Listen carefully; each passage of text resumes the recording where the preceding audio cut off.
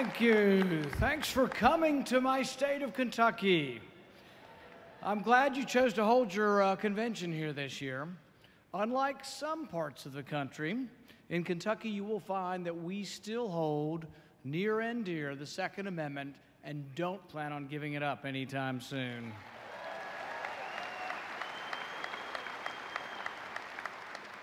From concealed carry to hunting to self-defense, Kentuckians are proud, and we do protect our Second Amendment here.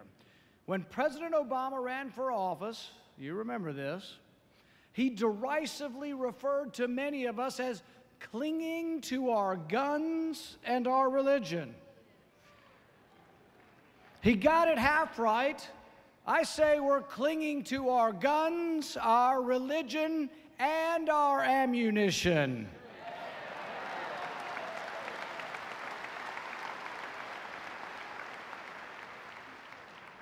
In Kentucky and across the country, I think we're doing a pretty good job defending the Second Amendment.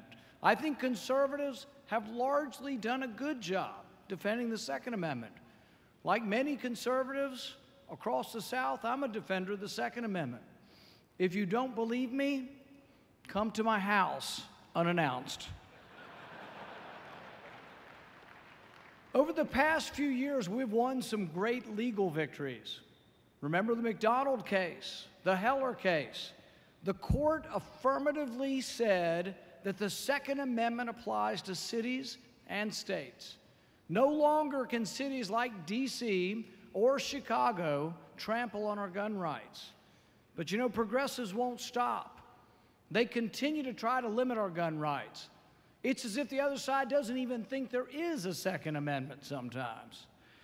Whether through executive overreach, bad legislation, or the news media and their propaganda, defending the Second Amendment is a full-time job, and we need more defenders in Washington.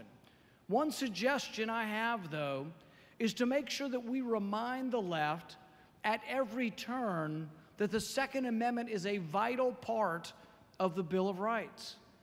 I think sometimes both left and right, we single out the Second Amendment, and the public forgets that the Second Amendment is a fundamental right, that our founding fathers found it so precious that they included it in our Bill of Rights. Our defense of the Second Amendment should always remind liberals that the right to bear arms is right next to the right to free speech, to the right to practice your religion, and the right to freely associate with your friends and neighbors. We should never, and I mean never, let them relegate the Second Amendment to any second tier of rights.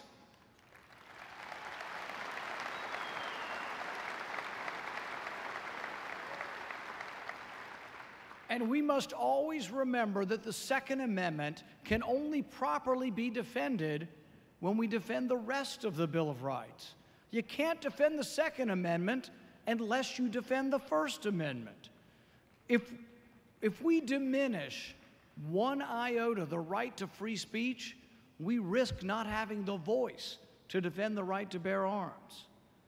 If we diminish one iota the right to be free from unreasonable search, we risk our right to bear arms. If we allow the government to enter our homes or to search our records without a warrant, we risk undermining not just our Second Amendment rights, but the entire Bill of Rights. I won't let this happen.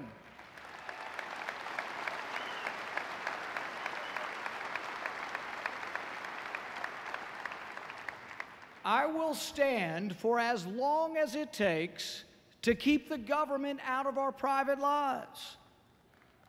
I will stand for as long as it takes to protect each and every American's right to be left alone.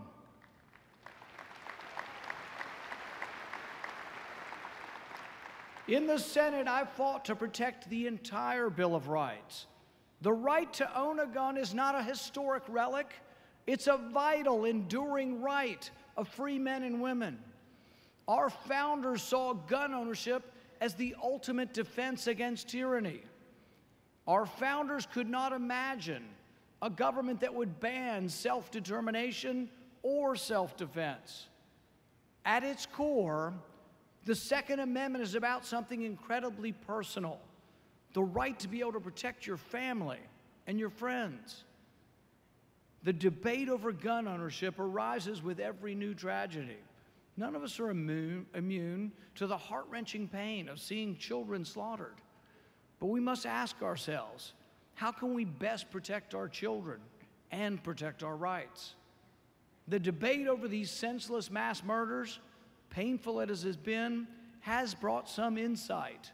These terrible, recurring tragedies keep occurring in one place: gun-free zones.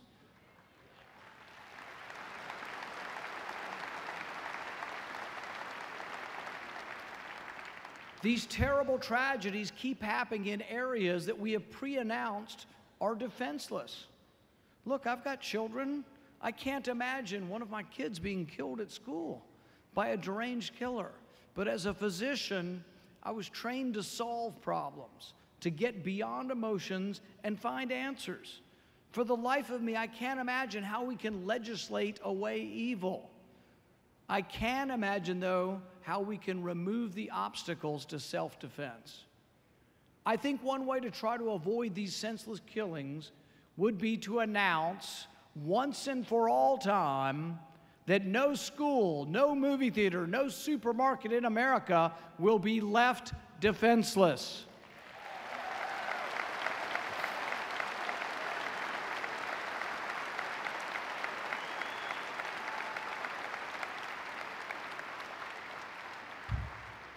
Once and for all time, government should remove all legal barriers from allowing our children and our schools to have defense against these killers. The media, they trumpet gun control as an answer to evil, but rarely do they let us see the other side of the story, where self-defense saves lives. They don't often tell the story of a couple in Sultan, Washington, sitting in their house watching TV, when an intruder broke in and stabbed the 75-year-old husband in his home, only to be shot seconds later by his gun-wielding 80-year-old wife.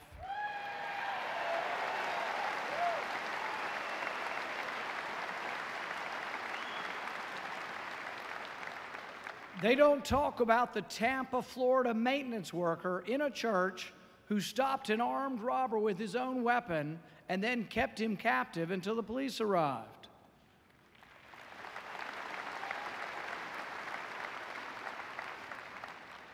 They don't talk about Chris Gaither from Talladega, Alabama. Chris was alone in his house when someone broke in to rob them. Chris fired his 9mm weapon and struck the burglar, thwarting the robbery and protecting himself. What they also don't want to tell you is that Chris is 11 years old.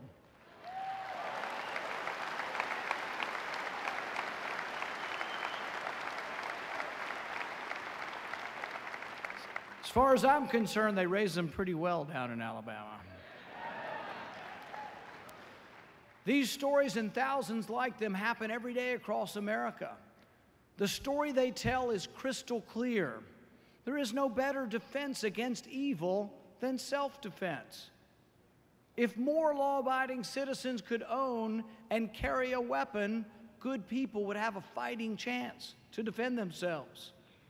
Ask the unarmed citizens of Chicago, New York, and yes, our nation's capital, Washington, D.C., if they would feel safer with a firearm.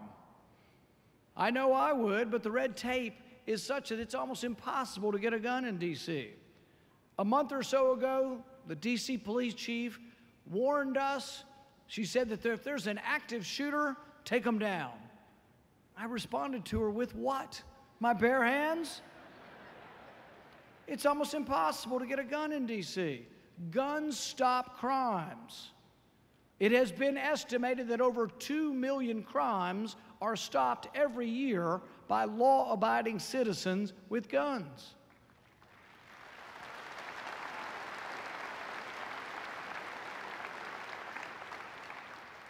The town of Kennesaw, Georgia, passed a law a few years back requiring the heads of households to own a firearm. Home robberies fell 89%.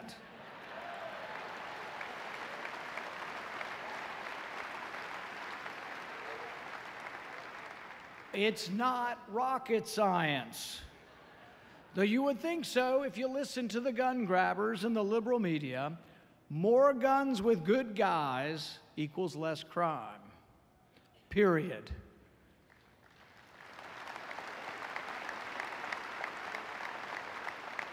I've spent a large part of my time in the Senate fighting for the Second Amendment. As we speak, President Obama is trying to take gun rights from our senior citizens and our veterans, simply by combing through records and taking away gun rights from anyone who has requested that their family help them with their finances, or from veterans with PTSD.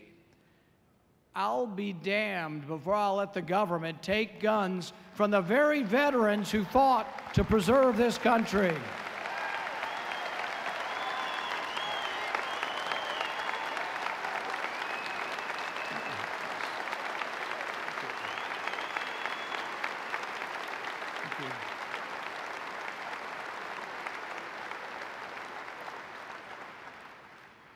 This year, I sponsored a bill to stop Barack Obama's unconstitutional attempt to take gun rights from our senior citizens and our veterans. I've also sponsored the Defend Our Capital Act, which provides concealed carry for Washington, D.C. Funny story about that one. I proposed the bill as an amendment to the entire D.C. budget. The liberals were not amused. The committee chair and the Democrats on the committee nearly lost their minds, mostly because they knew that if we had the vote, I was going to win. They couldn't stand the possibility that you could have concealed carry in D.C. They pulled the entire budget down. Rather than even vote on the budget or vote on my amendment, they just pulled the whole thing down. I still get hateful looks from the D.C. delegate. I don't mind making other people uncomfortable if it's in the defense of liberty.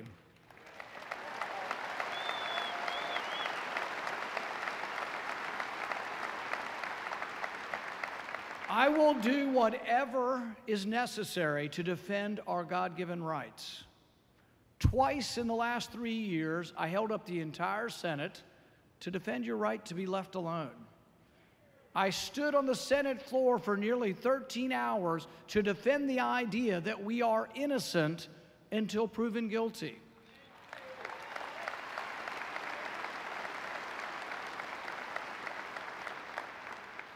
I believe that each of the rights listed in the Bill of Rights depend upon each other.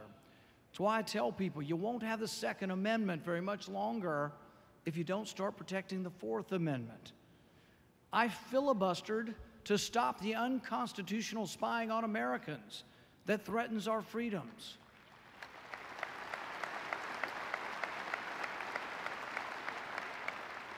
We must remain vigilant.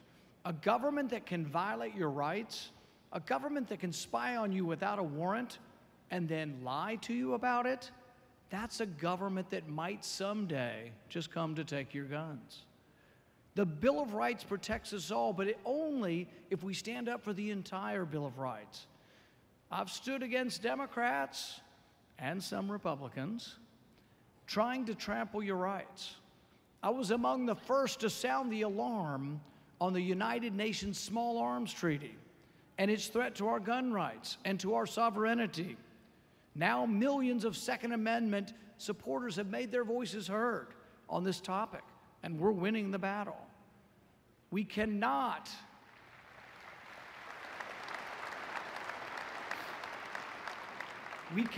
let our legislators, our executive or unelected globalist bureaucrats at the UN take away our gun rights.